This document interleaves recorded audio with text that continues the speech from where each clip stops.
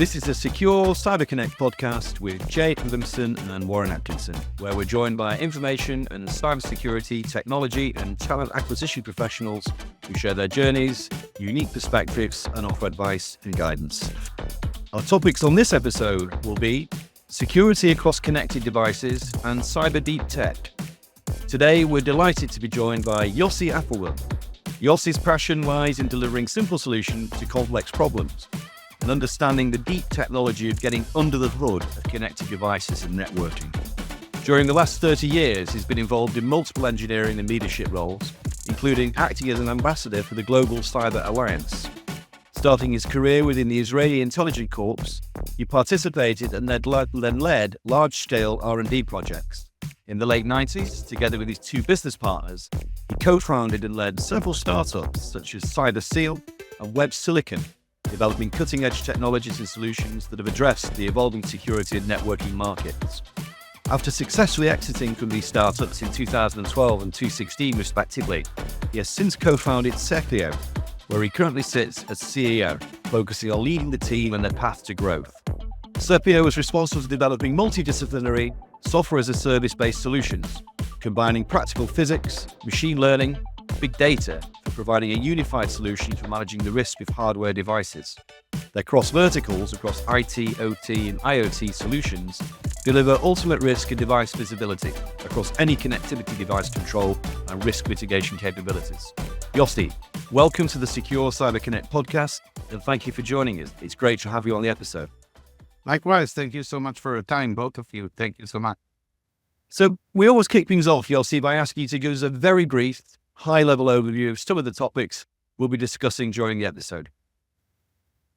Yeah, the world is evolving, and when we look on the evolvement of the cybersecurity market in the last decades, we see that we started with very basic tools that grew into quite sophisticated platforms that are being deployed into many organizations. Lately, we start to talk about AI and the cloud risk that it applies on organizations. But eventually, there are the basic elements in cybersecurity.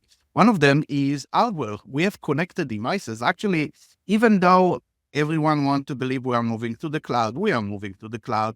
And everyone wants to believe that it's a world of applications and less depending on physical assets, work from anywhere, and be as mobile as possible. Eventually, it's a fact that we have more connected devices today than yesterday and the day before. And tomorrow we'll have even more than that. So unless we understand that, and unless we understand that piece of hardware, these pieces of hardware are applying risk exactly like these pieces of software and these connected applications and cloud services and all of that, we are missing a big point in our journey to become better and better in securing ourselves. So that's, I think, in a nutshell, my world. And I think that's what we are going to touch today in our interesting, hopefully, discussion. Indeed. And before we get into it, we always start things off by asking any of our guests, is there anything that could typically not be featured on your LinkedIn profile that you want to share with our audience that you may be particularly proud of or excited about and I wish to maybe talk a little about today? Well, there are two pieces to that. One is when you work for the government, there are plenty of things that are not in your LinkedIn. And if you'll share, then you'll have to start removing the ones that listen. So, but being serious for a second, we are all believing more secured world, in a better world. And as such, focused only on being a CEO for a company is not enough. So I'm spending a lot of time with young entrepreneurs, trying to give a good advice. I'm spending a lot of time with my community. I live here next to Washington, D.C., in just trying to bring youth and kids to be more involved in technology. And so that, by the way, other people around me and other people in my company, including my co-founder. So we try to be as active as possible in building the next generation because we are getting old. So, Right. Absolutely. Tremendous need for that. And Yossi, could you share with us perhaps a significant challenge that you faced in your career that's helped develop the perspective on cybersecurity and shape how you work today? I joined the intelligence in late 91, beginning of 92, and the entire Middle East changed after the first Iraqi war, with the Americans getting into the Middle East, physically getting into the Middle East, the Iraqi war and all of that. And I joined the team in which the team leader, who are really a close person and I really like him for so many years, was focused on delivering, not focused on stories, not focused on PR. He was focused on delivering. And as such, there is no excuse. You work until you finish, and the failure is not an option. I keep saying that and listening to myself after I say it. What does it mean? It means that you must deliver. And when we look on security, failure is something that is literally impossible to imagine, right? You cannot fail, not in business, not in what you do, and not in anything. So I think I remember one night that I was so tired and so young, by the way, and so naive. I literally, I'm embarrassed to say, but it is funny I called my dad from a public phone and I was like, do me a favor, call my team leader and say, come out with some stupid excuse that I need to go home. And my dad was listening, and then he was like, not going to happen. Man up and do what you need to do. And I'm not sure people that work with me today appreciate the advice that my dad brought me to do that, but that's the way we do it. And it was good advice from your father. We live in different times with different generations, I'm afraid. But look, Yossi, we want to get into one of the topics there, which is learning cyber deep tech. We all know cyber deep tech is relevant in critical sectors where security is paramount, and certainly healthcare, energy, governmental systems, many parts of the finance industry. I think due to the capability in addressing threats, that deep tech will go deeper across traditional cybersecurity solutions that may be missed. Could you talk through some of the key areas of cyber deep tech, such as quantum computing and biometrics, and any other areas you feel are becoming more and more essential for threat detection and mitigation? When we start talking about, from my angle, and when we start talking about cybersecurity, when we start talking about that there is a cyber part to a physical existence of anything, the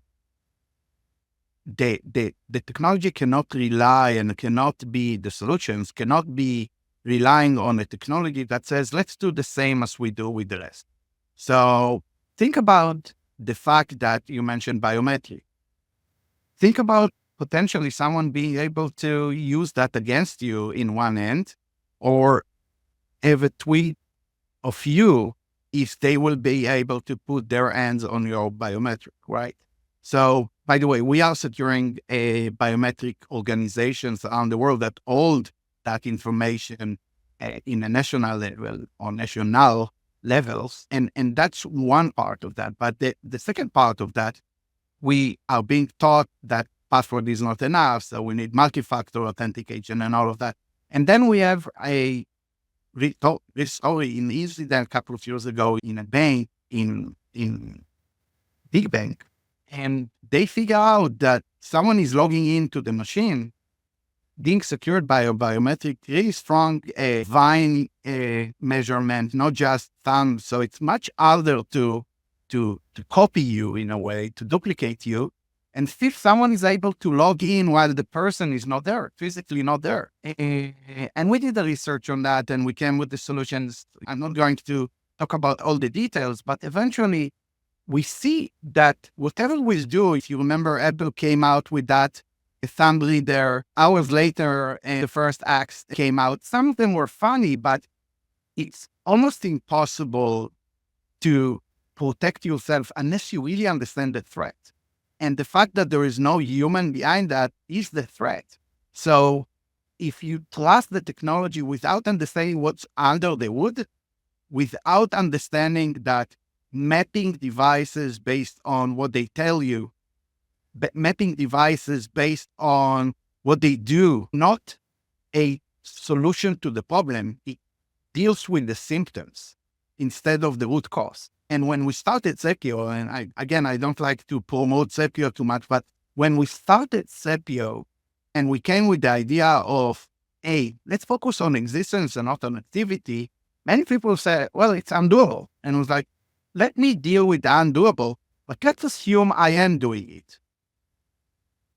Let's assume that I am focused. Your Microsoft Word installed on your computer, it's the same Word running on my computer, and I'm maybe a science fiction author and you are a technical writer. It's the same Microsoft Word. So the usage is important. We need to monitor the usage, absolutely.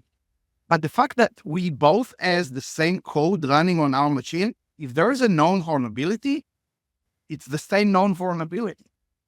So monitoring activity and not existence is not sufficient. The fact that someone measures how many times you type something, and based on that, assume that you are using a Microsoft Word or a word processor, not good enough. And when we go back to your question, deep tech is critically important to deal with. Don't go straight like that and say, I'm monitoring the activity. No, let's understand what brings these devices, what brings these entities into my organization, and let's understand how we can monitor existence and not just activity.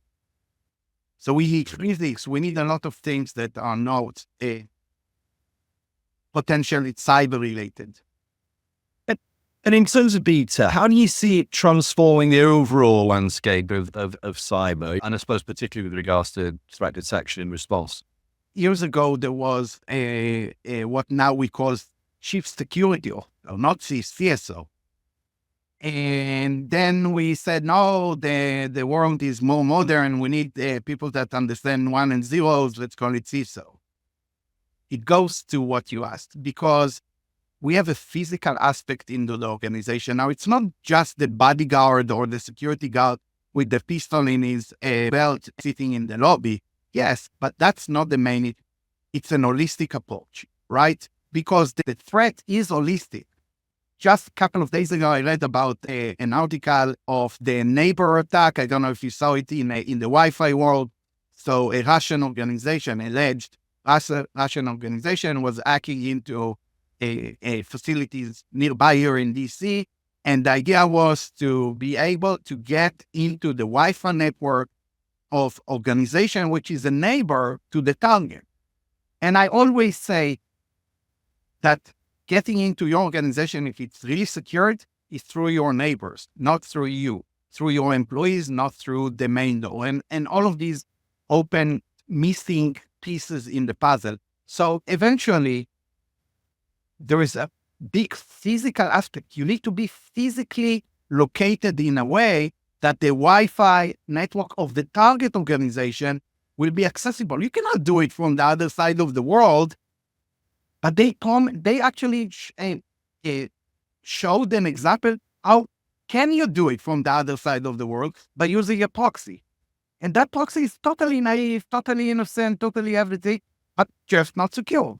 So, and if I scan every building in DC that is highly secured, I'm sure I'll find 10 buildings around him that are totally not secured. So it's so easy and so simple when we understand the impact. So back to you, to your question, there is a physical aspect that we ignore when we talk about cybersecurity, and we cannot ignore because the attackers are way more holistic than many of us. Then in terms of organizations measuring the effectiveness of these more innovative solutions, what metrics should they be considering? Obviously, to ensure that they're achieving their security goals, but what metrics should they be looking at? I had a meeting an hour ago, maybe 2 hours ago, with our chief security officer talking about that. What value we bring to our customers and how do they measure our solution? And we can extend that to any solution. Is it just by showing them on a monthly or a daily or weekly how many attacks that we stop? Or is it by providing them the ability to sleep better at night, knowing that piece is covered? And there is no one one answer to that, because it's a matter of psychology also. I'm a CISO, I'm asking for a budget for my management. If I won't show them enough fancy graphs that shows we stopped so-and-so, next year they'll say, we didn't stop anything. And everything is okay. Why do we need to spend so much money? So there's an PR and psychology behind that, but let's ignore that and keep it technical. The value and the what being measured eventually, it's actually not the noise, it's the quiet. Now it's really hard to admit, and it's really hard to sell quiet. How much you pay for quiet? But that's what they need. I'm so, I have so much noise about me. I'm paying as much as I can in order to get it a bit quieter.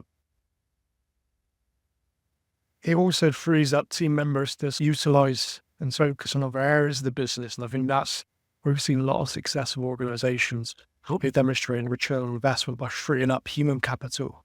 That also allows organizations to perhaps focus on those innovative projects as well, as opposed to just business as usual. True, but it requires a type of manager that looks into his budget owner and his management and say, hey, I didn't come here yesterday flying out loud that we've been attacked by these bullshit stories that was in the news, because we are covered. So how much that worth to you that you don't need to go to the board, Mr. CEO, and say, hey, we were able to stop that attack. No. We didn't even experience that ability to, that need to stop that act. It was so far away due to all the gates we have. It's not in our risk anymore. But it's not in our risk because we did what is necessary. Now, good luck of doing it, but that's the right thing to do. Yeah, and it's getting those boards to buy into that bigger picture mentality, Yossi, that's been the problem, I feel, for sure. I think we sometimes fail, but yes, Absolutely. And look, moving on to maybe connected devices, which we know is a very big focus to you. In terms of threat mitigation and generally improving security postures and compliance, in your opinion, why do you feel connected devices should be discovered by their existence and not by their activity? First, discovery based on activity require an ability to tap into the activity and monitor all activity. Now, think about a bank that has, 5,000 branches. And every branch has a couple of hundreds of connected devices, and there are big buildings with thousands or tens of thousands and sometimes hundreds of thousands of connected devices. If you are able to tap in a scale into all the streams of data inside your organization and understand all the traffic inside your network and digest all the traffic inside your network and deal with 50%, give or take, encrypted traffic, and understanding all the protocols and all the flavors of the protocol, including the ones that are documented, you are doing the right thing. But you will be the only one in the world that was succeeding on doing it.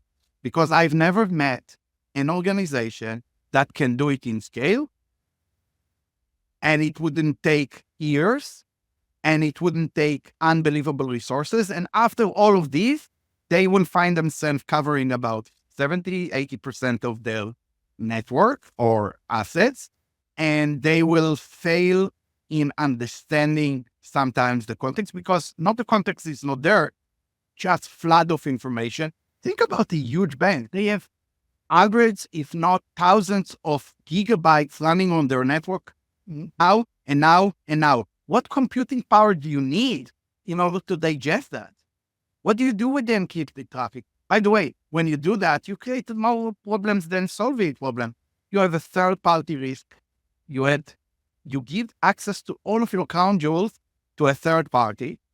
You have a compliance and regulation to deal with that, and they're not going to be super happy if that something will go south. And that's on the journey to secure, not on the value that the security will bring, and other. But so first, on the practical side, unless you deal with the existence, yes, no, what?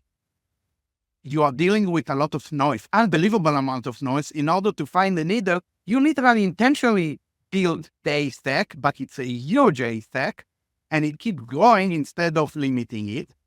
The second issue is What happens if the device is not communicating?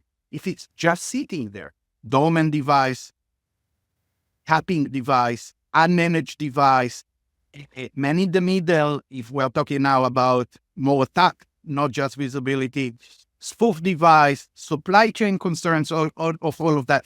If you deal only with what is big, obvious, you're not seeing almost nothing. So any other sort of horror stories that you can share with us in your experience, some that stand out particularly within sort of connect devices and so on? Yeah, I'll give you two funny examples. A couple of months ago, everyone were around that mouse jigglers that were used by some employees to steal hours from their employer. I think the news was about Big Bake. I'm not going to mention that name, even though it was in the news. And since then, by the way, we've seen that in multiple places. In 95% of the cases, this is used as a naive employee connected that device in order to stop that computer to be locked when he's looking on the screen or not. But there is a bigger story than that. And we had an incident that device is not as naive as you would expect. Think about that. You have a USB device connected to a computer that is being kept unlocked. That's the main essence of that device. So no logout, no skill saving, no nothing. It knows that the user is not in front of the computer because the mouse is not really moving. And it knows that you are logged in. So you have an unlocked computer logged in with a user that is not there, and the device has a USB access to their machine. I can run scripts, I can do so many things, and most probably not be caught for error. So that's not a theoretical thing. We had actually an interesting experience about that. I'll tell you something about shadow IT, which is really nice. A couple of years ago, there was a story about some gaming mouse, especially in the work from home gaming mouse, really cool gaming mouse being used by not just gamers. And then you have that mouse connected to your computer, all is good, the vendor is cool, all is perfect, except one found a vulnerability that allowed to elevate the user to be a admin in the machine, even though it should not be admin in the machine. And then based on the policies of the organization, it may do quite few things. The challenge is actually divided into two. First, you have no clue who's using what as an organization. The second thing is, so if you read the news, as we got calls from customers, do we have there? We create a report and you'll see how many you have. By the way, all of our customers of that time some of them were using that mouse. So that's a big concern because you have no clue. So you cannot even patch the computers with the new driver that blocked that ability. And the second thing is, it's not enterprise grade. It's not a company issued device. And if your organization is BYOD strict policy, you're actually under breach. You block and you're not in compliance with your own policies. And then you need to deal with that you can avoid easily. Yeah, that's brilliant. See, we spoke about protecting against physical and hardware threats, and we appreciate having stability and reliability for the entire network stack is very important. But can we take a step back? Can you briefly define what layer 1 security is, and then share with us, myself and Jay, and of course the community, why Sepion's approach is unique and what makes you different in that respect, especially obviously in alignment to the space of IoT and OT? Yeah, so the OSI 7 layers defines the layers used for communication between devices. And when we look on cybersecurity on the industry, we see that eventually some of the solutions are mapped into different layers. Sometimes are for more than one layer. Firewalls started as a layer 3 solution, IP security, then it moved to layer 4 and then into layer 5, 6, and sometimes even 7. So, but when we met the entire industry, and let's take Sepio out of the equation for a second, we'll see that most of the companies, especially the cool startups, will start in layer 5 to 7. The datacom, network solutions, and all of that will start in layer 2, layer 3, and so on. In layer 2, you'll mostly find these IoT, OT, not solutions in the industry. But layer one was kept untouched for a very long time. The main reason? There's no cyber data in layer one. It's analog. There is voltage and current and impedance and shape of signal and noise level and timing and so many patterns that are physical, literally physical. And what can you do with them? There is no protocol, there is no address, there is no nothing. When we started and we said we are going to tap into layer one, people literally thought we lost our mind. I'll give you one secret. Governments like layer one because this is exactly when the rest are not looking. Now, in 10, 15, 20 years ago, layer one was considered the hidden approach and the secret approach. It's not anymore. We now can buy these AC5 other duckies and OMG cable on the USB part and tapping devices on the network side that are actually exploiting the vulnerability in layer one by lying to the network, lying to the computer. Hey, I'm not a rubber ducky. I'm a K120 Logitech keyboard. Cool. Trust. No zero trust, 100% trust. When the device told me it's that, why should I consider that as a threat? What would I rely? So layer one gives you the ability. It's almost like think about calling in radio. Is there any plane around me or should I use the radar? So we came and said, we're going to use layer one. Good. How do you do that? You need to start measuring. So the immediate question was like, are you going to build a layer per each customer? And that's no one is going to do that. Are you going to bring additional test equipment and algorithm connector to do that? No one is going to do that, even if you give it for free. So we said, well, all of that information is literally available in your host, in your PC, in your Ethernet switches, in your Wi-Fi access point. The data is there. The data is there not for cyber. Because Ethernet are ballast lines and radio in Wi-Fi is also kind of a shared media. So all of that should be regulated between the client and the switch or the network infrastructure. So literally your Ethernet switch, as an example, knows exactly these parameters per port when a device is being connected. So if we can read that information, and yes, we can, through the management interface, so no need for sensors and tapping devices as they do in layer 2 to layer 3. If we connect that information, there is a lot of challenges, electrical noise, and all of that, and we can create keyword repetitive fingerprint of connected device. It's literally the radar. It's almost, if you remember the game for the kids with the needles, you put your hand and it shows the image. It's literally the same. The switch sees that from the other side. So if you flick, you have a unique ability to get a fingerprint of the electronic device connected to that Ethernet port and to the Wi-Fi access point and to the USB and other buses. Now, this is a significant part of what we do. Now, after generating the data, it means still nothing. So you need a lot of big data and machine learning in order to literally use it. But eventually we created a new breed of device identifier, which is not relying on software generated numbers like IP address, MAC address, vendor ID and product ID, USB. And because of that, it's virtually unbreakable. So if you come and tell me, you don't need to tell me anything. If you connect a device, I know exactly what is that device. And by the way, when you tell me the story of who you are, I can tell you if you are saying the truth or you are lying. So when this pen tester is using that rubber ducky and spoofing the unique ID of a K120 keyboard, no, it's not K120 keyboard. For the device control, yes, it is. For me, it's not. If someone is spoofing a MAC address and using a Raspberry Pi instead of a Dell computer, by the way, the same attack scenario as happened in NASA a couple of years ago in Jet Propulsion Laboratory, we catch it. We are actually catching it. If there is a man in the middle, like spoofing a tapping device or whatever, we'll catch it. So layer one gives you the two sides of the problem. On one end, complete visibility without tapping into traffic, without dealing with all the problems I already mentioned.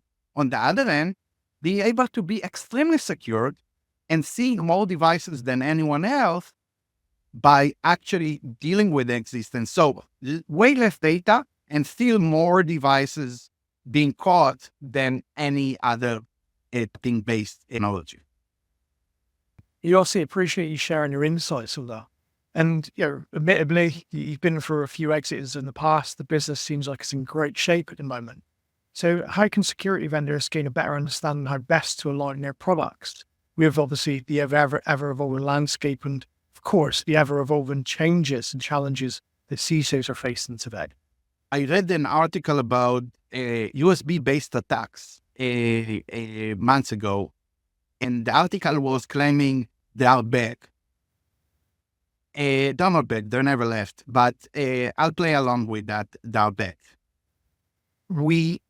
All of us, human nature, and in working with really good team of people that like to develop new features, adding more and more, but we all forget about one thing.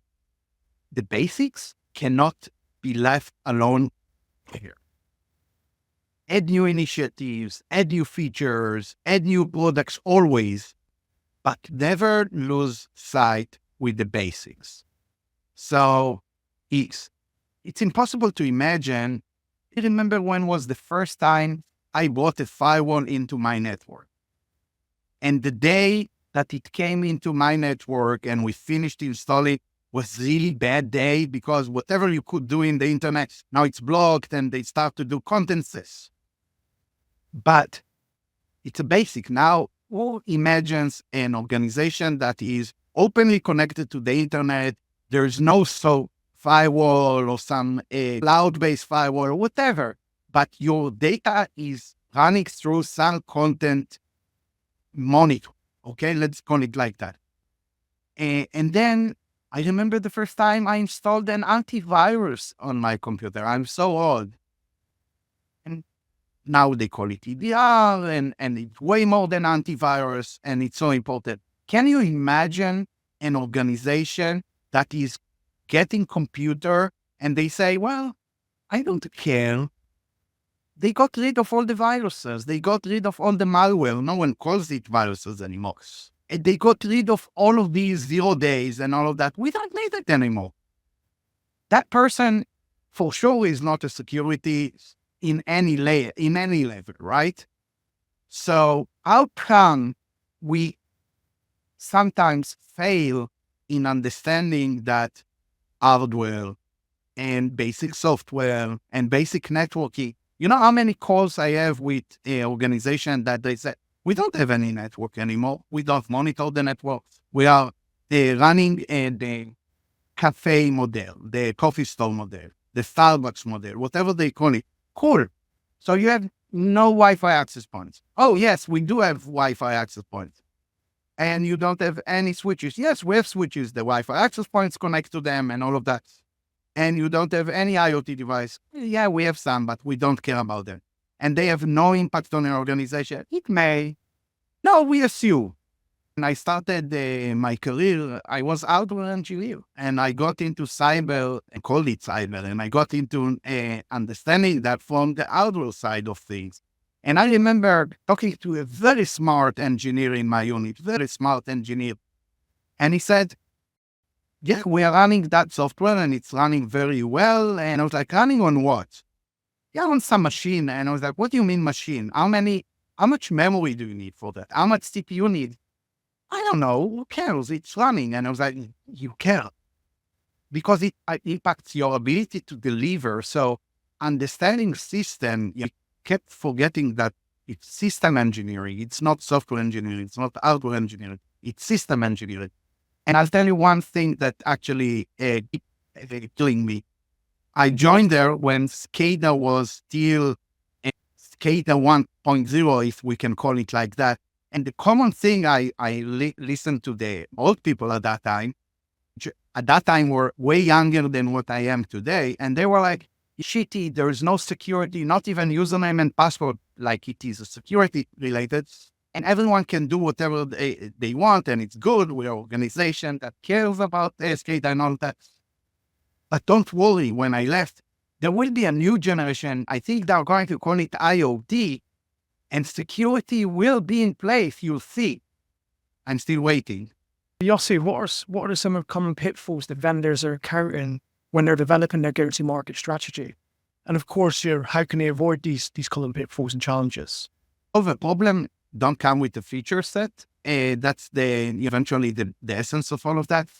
Understand the customer and listen to the customer and understand his pain points. Now, it's easier said than done. Not always the customer know how to express his pain points, and why should he share it with you? So you need to create a intimate relationship that gives the customer the benefit of talking to you.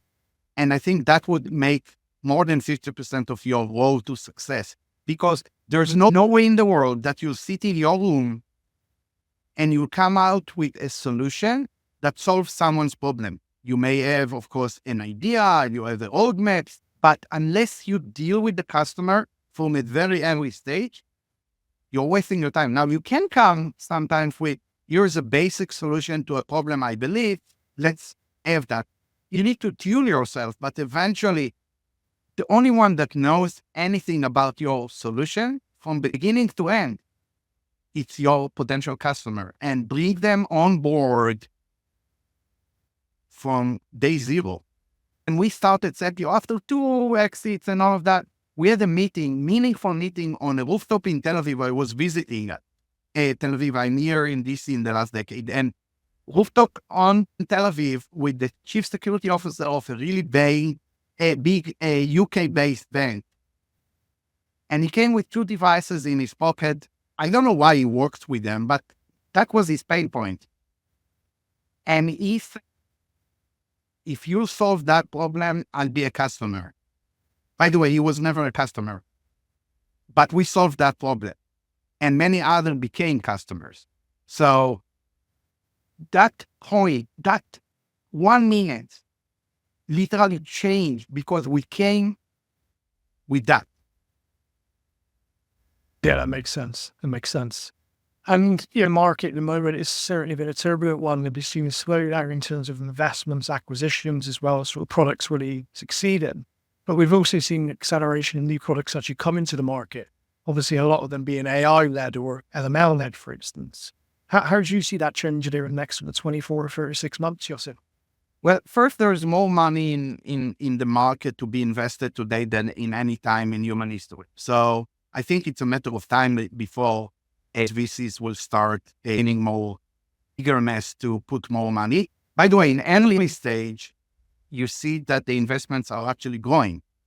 In later stage, because of the window of IPOs, because of the window of M&As and all of that, and the values of M&A, you see way less money, which is, by the way, for someone like me that believes in real economy and not just hot air balloons, I think it's good. It's good because valuation of the company cannot be 500 times more than the revenue unless there is something that is really, really unique, but that can be unique and really rare. So it became almost the norm. And then an organization looking back and say, well, we spent $2 billion in the last year for 3 acquisitions. It generated $50 million 5 years later. It doesn't make any sense. So then they need to, so there is less appetite, but I think human nature is bigger. And we'll have another balloon and another balloon. But being serious for a second, I think that's going to change. Now, what you mentioned about AI is a buzzword, but I think is the big issue is manpower. So organizations don't have the manpower. They may have the money to buy solutions. They don't have the manpower to be successful with that solution, to operate that solution, even to deploy. We know about organizations that spend yearly tens of millions of dollars on solutions they never deployed. And they keep renewing because otherwise they'll have to explain why they renewed last year and so on and so on. So the bluff is becoming bigger and bigger. So if your solution is saving time to the organization, if it is helping the organization to achieve its goals with less, not less money, less resources, most probably you are solving a problem that will be looked carefully and you see more traction. We are spending, and when I'm giving good I think hopefully good advice. When I'm giving an advice to young entrepreneurs, it's always come out with a solution that does not require now a project team to be set for that journey, because you are not going to fail. That makes sense. And it's one challenge that you're perhaps facing at this point in time, or unconventional viewpoint that you have that you feel needs a bit more light. Scale is always an issue. Scale is always an issue because you cannot do everything by yourself. So you need to find the right team. You need to do it. You need to find the real partner, right partners that are willing to jump into the water and do it with you. And that's maybe the biggest challenge I have on my plate. We are doing a lot and we are addressing that in multiple ways, but I think that's a significant part of that. The second one, eventually, I believe that businesses cannot be relying only on funding and getting more and more funding from external resources. So connecting the business to income to outcome, revenue to spending, require a lot of training and require a lot of changes in mindset of many people. Thanks God, my first company for 14 years was bootstrap. So you spend, generally speaking, what you have. And when money is becoming so cheap sometimes, you spend more than you should spend for no reason other than satisfying sometimes the ego or the pressure from investors. And it actually diverts the focus from the real thing, which is build a real business. Some wise words there, I think, Yossi. Sure, and it's very reflective on experience within the sector versus a lot of the up-and-coming businesses out there at the moment. Analogies. We're a big fan of analogies on the Secure podcast, and we know effective communication with the C-suite is often vital for any successful transformation.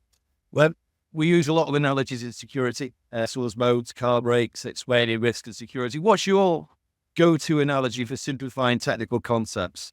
You must have a few.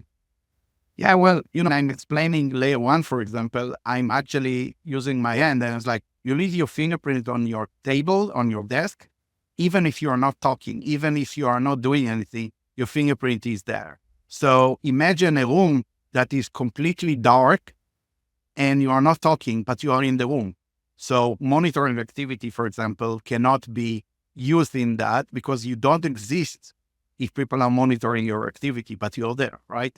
So that's one analogy. A really interesting thing that I'm trying to explain to people is that the value you bring is quiet. I said it at the beginning, and quietness is precious, but it requires a honest discussion, the same expectation between you and a customer. So I keep on saying, come to your room with a drum and just make noise all day long and tell you how much noisy the world is around you. How much you are willing to pay for that? Okay, now I'll stop making noise. How much you are willing to pay for that? I would guess that most people will say more. I know. It's a mantra for life. We're all looking for peace and quiet. Would forget about that when we are trying sometimes to sell a solution in the wrong way. And by the way, that goes back to the growth phase, which is you need to train not your own mindset, but to plant it into other mindsets of people that are your ambassadors, that are going on your behalf to bring that solution to the market, right? So, and it's sometimes, in most cases, against what you see in the industry. I'm trying to teach myself, teach my people, teach people that are listening to me to the fact that we literally need to calibrate our own mindset on spending, on what is the value of a customer. How can you bring an ongoing value to the customer? And that's the last analogy I'll give it to you. Churn is your main disease. Not losing a customer is more important than gaining a new customer. Easy said than done. Now, let's see if you're able to do that in scale, and let's see if you can do it in a way that holds your business in the right way. Because if your churn is 50% and you grow 100%, you're in the same rate all the time. So you run almost like here's the analogy, you run in the mouse trap. You must get more. What's the future hold for you, see? So, yourself and Sepio, tell us your plans going forward. My wife don't like when I'm talking about the future because I promised her after the first company, it's the last. After the second, it's the last. So she don't believe. And now I have a new story, which is I'm going to open a hummus place. You don't have a good hummus place here. And everyone think I'm joking. I never joke about food and never joke about work. So, but being serious regarding Sepio for a second, there's so much to do. And there is so much touched verticals and market segments that need that ability to know what's there. And if you cannot secure what you don't know about, it's so true here. It's so true here. And in a scale, so you have 10 different cloud services inside the organization and you know about them and you may miss a server or something like that. I have really good friends that are running these companies, so totally no disrespect. But you bring value from a 90% to 95% or from 90% to 99%. Good. What do you know about your connected devices? We, in many cases, bring value from 0 to 90% overnight. So there's so much room to go there. We cover some organization in a huge scale, and some organizations are slowly deploying for so many reasons. There's so much growth path there. So we are teaming up, published that a while ago. We have an amazing partnership with Lenovo. Lenovo are going already selling computers with preloaded Sepio on them. Amazing, not for the business, absolutely, but it's amazing to the customer. So in not $1,000 computer, $1,000 and few more dollars, you get a new breed of computer that is secured from day one. You don't need another solution. It's already there. So teaming up with vendors is significant part of our journey for the future. And collaboration sounds like is on the cards for you, and it's really exciting. I commend you all for your ongoing efforts in that respect.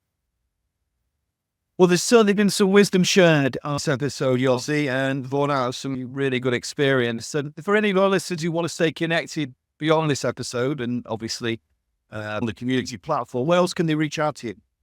Well, there's an amazing website, sepiocyber.com, and there is so much information there. There's a connection to my LinkedIn. I think that's the best way to find me. But also, there is unbelievable amount of data we are sharing with the world about use cases and case studies and best practices and all of that. We have a really good task center there. I encourage people, you want to be a customer, amazing, we'll be happy. You just want to learn, go there. There is a lot to learn. Absolutely, 100%. Well, Yossi, thank you. I'm sure the community and all our listeners will have found a great deal of value in today's session. If anyone wants to continue the discussion and for more sustained engagement, we invite you as always to join the secure CyberConnect community platform, where we offer a range of collaborative solutions for technology and security professionals at no cost. Expansive community access, cross-sector mutual mentoring programs, weekly online networking sessions, and a range of exclusive interviews, panel discussions, and masterclasses. To learn more and gain access to the community and any of our initiatives, please visit secure-recruitment.com/cyber-connect/. Thank you very much, guys.